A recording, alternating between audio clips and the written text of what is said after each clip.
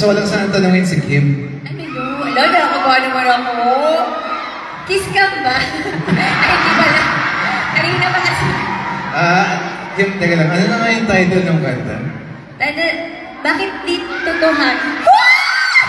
Sweet overload ang naging performance ni Kim Chiu at Paolo Avellino kung saan, ay may katotohanan talaga ang bawat kilig at harutan ng dalawa.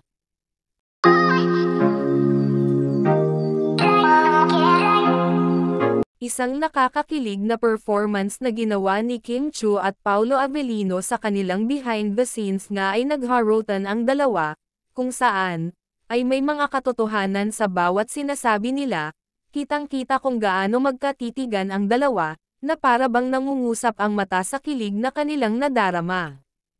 Gusto ko lang sana tanungin si Kim. Ano yun? Ala, nakakagawa naman ako. Kiss cam ba? Ay, di ba lang? Kanina ba kasi? Kim, teka lang. Ano na nga yung title ng kanta? Bakit di tutuhan? Ano yung title?